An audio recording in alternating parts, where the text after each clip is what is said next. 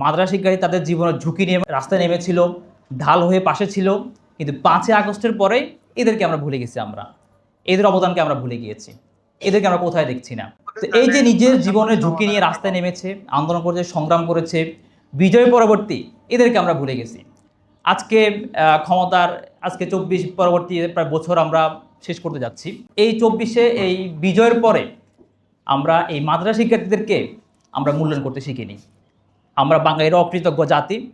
এই যে বারবার আমরা প্রমাণের চেষ্টা করছি। ইউসুফ পিয়াস, আমি প্রথমে ধন্যবাদ জানাচ্ছি যে আমি যখন আসছিলাম তখন কিছু আমাদের গ্রাফি দেখছিলাম। স্যার অত্যন্ত চমৎকারভাবে মাদ্রাসায় কিছু গ্রাফি দেখে নিয়ে আসছেন, এই জন্য ধন্যবাদ জানাচ্ছি। আমি বিশেষ করে ঢাকা চট্টগ্রাম মহাসড়কেই আমি আন্দোলনে ছিলাম, এবং আমার এখানে ছোটো ভাই আছে, সে ওই আন্দোলনের সাথে সম্পৃক্ত ছিল। এবং আমরা যখন প্রথমে রাতে আমরা সিদ্ধান্ত নিলাম যে 16 জুলাই, যখন 15 জুলাই যখন ঢাকা ইউনিভার্সিটিতে শিক্ষার্থীদের হামলা হয়, তখন আমরা 16 জুলাই ঢাকা চট্টগ্রাম মহাসড়ককে অবরোধ করার জন্য সিদ্ধান্ত নিই। এবং সর্বপ্রথম 16 জন শিক্ষার্থীর মাধ্যমে আমরা ঢাকা চট্টগ্রাম মহাসড়ক অবরোধ করি, এবং এরপরে চিত্র আপনারা নিশ্চয়ই দেখেছেন। তো এখানে হচ্ছে মাদ্রাসা শিক্ষার্থীদের যে অবদান ছিল, বিশেষ করে মাদ্রাসা শিক্ষার্থী যারা যাত্রাবাড়ি মাদ্রাসা, এবং আজকে 19 জুলাই এবং গত 18 জুলাই ছিল প্রাইভেট ইউনিভার্সিটি মাঠে নেমে আসছিল, এবং 19 জুলাই সর্বপ্রথম মাদ্রাসা শিক্ষার্থী মাঠে নেমে আসছিল, যখন আন্দোলনের খুবই মর্মান্তিক অবস্থা তৈরি হয়েছিল। মাদ্রাসা শিক্ষার্থীরা ঢাল হয়ে দাঁড়িয়েছিল যে শিক্ষার্থীদের পাশে, এবং আপনারা দেখেছেন যে কত নির্মমভাবে মাদ্রাসা শিক্ষার্থী হত্যা করা হয়েছিল। একজন মাদ্রাসা শিক্ষার্থীর পুরো সাদা জামা পুরো রক্তে লাল হয়ে গিয়েছিল। এবং যখনই আন্দোলন চলছিল, বিশেষ করে আগস্টের যখন শেষ মুহূর্তে আন্দোলনের, তখনই মাদ্রাসা শিক্ষার্থীরা আমাদের প্রতিটা মাদ্রাসা খুলে দিয়েছিল, যারা ঢাকায় প্রবেশ করবে তাদের মেহমানের ব্যবস্থা করার জন্য, তাদেরকে আশ্রয় দেওয়ার জন্য। এবং শুধু যাত্রাবাড়ি মাদ্রাসা থেকে 10,000 শিক্ষার্থী তার প্রতিষ্ঠানের অনুমতি ব্যতীত গেট ভেঙে তারা বের হয়ে রাস্তায় নেমে আসছিল, এবং ঢাকার বাইরে যে লাখ লাখ যারা আসছিল তাদেরকে ঢাল হয়ে থেকে কিন্তু তারা আন্দোলনের সামনে ছিল। এবং অসংখ্য শিক্ষার্থী সেখানে শহীদ হয়েছে, শাহাদাত বরণ করেছে, এবং রক্তক্ষয়ী সংঘর্ষের মাধ্যমে যুদ্ধের পরে আমরা এই 24-এর বিজয় আমরা অর্জন করেছিলাম।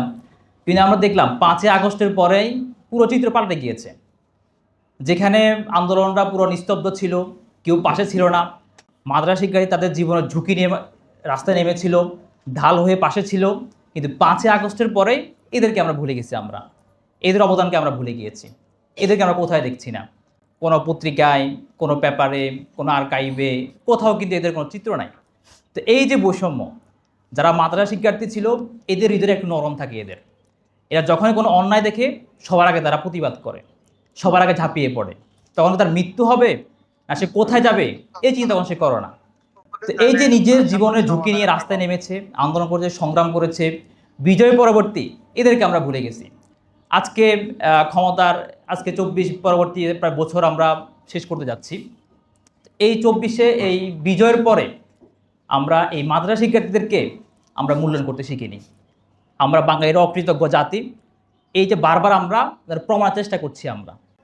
তো আমি চাইবো আমরা সমাজে বসবাস করি। আজকে আমাদের শিক্ষা ব্যবস্থার যে পরিস্থিতি, আজকে মাদ্রাসা শিক্ষা ব্যবস্থার যে অবস্থা, এরা মেধাবী শিক্ষার্থী, এরা যে পরিমাণ পড়াশোনা করে, একজন BCS করা শিক্ষার্থী এত পড়াশোনা করে না। এরা পরীক্ষায় যে সিরিয়াস থাকে, একজন অন্য কোনো শিক্ষার্থী এত সিরিয়াস থাকে না। তো এই যে মেধার মূল্যায়নটা আমরা সমাজ, আমাদের রাষ্ট্র আমরা এটা করছি না, যার ফলে আমার দেশের অধিকাংশ মেধাবী শিক্ষার্থী আমার সমাজের প্রতিনিধিত্ব থেকে তারা বঞ্চিত হয়ে যাচ্ছে। যেখানে আমরা জুলাই আন্দোলনে কাঁধে কাঁধ মিলে আমরা যুদ্ধ করেছি, সংগ্রাম করেছি, বিজয় হয়েছি, কিন্তু আজকে জুলাই পরবর্তী আমরা বিজয় হওয়ার পরে আজকে আমরা তাদেরকে ভুলে গেলাম। তা আমি আহ্বান করব, অন্তত মাদ্রাসা শিক্ষার্থীদেরকে আমরা পাশে রেখে এই যে মেধাবী শিক্ষার্থীদেরকে আমরা আমাদের রাষ্ট্রের কাজে আমরা এটাকে মূল্যায়ন করব।